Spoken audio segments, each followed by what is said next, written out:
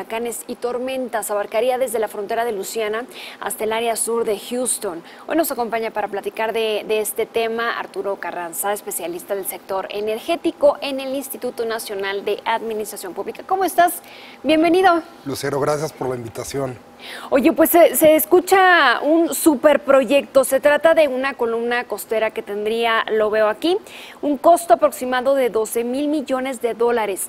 El gobierno de Texas hasta el mes pasado anunciaba que contaba con unos 4,000 millones de dólares. Es costoso, pero necesario. ¿Entraría financiamiento público? Sí, bueno, hay que recordar para empezar, Lucero, que Texas es un importante productor de petróleo, de petrolíferos y de petroquímicos. Nada más para darte un dato, en el 2017 la producción de crudo en Texas fue de 3.5 millones de barriles diarios de petróleo. Para ponerlo en comparación, México está produciendo 1.9. Okay. Entonces, Texas, a lo largo de su costa del mar, está produciendo más que México.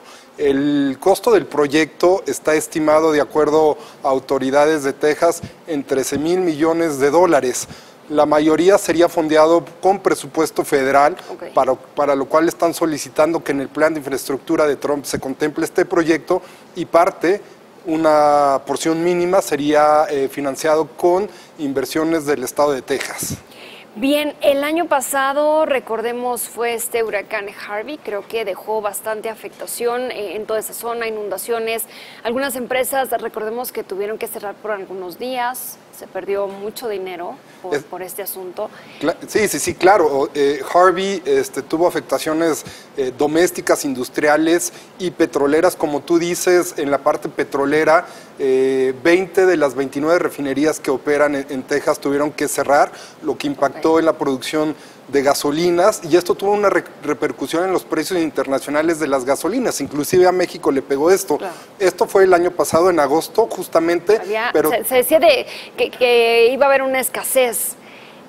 No llegó al extremo, pero... bueno, no llegó al extremo, pero sí los mercados internacionales empezaron a preocuparse, claro, por la disminución de la producción de gasolinas.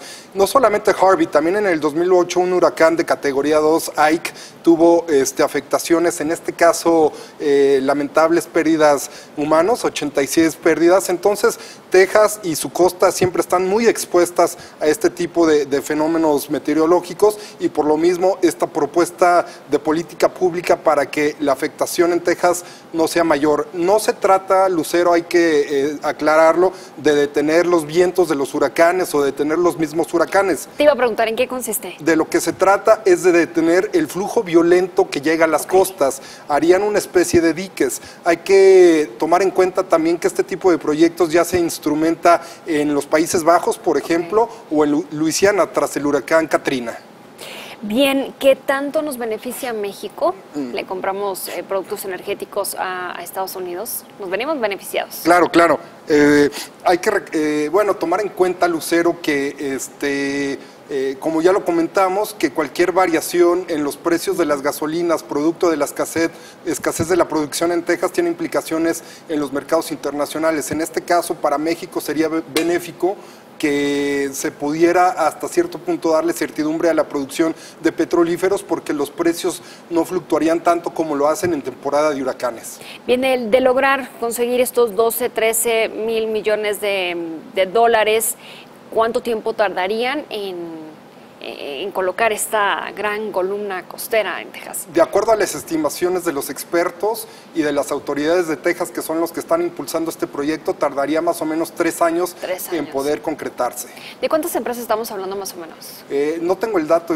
Más de 300 fácil, ¿no? Sí, definitivamente es un proyecto de implicaciones y montos muy altos. Los 13,000 millones de dólares no sería un proyecto pequeño, Lucero, desde luego. Aquí en México tenemos problemas similares por el clima.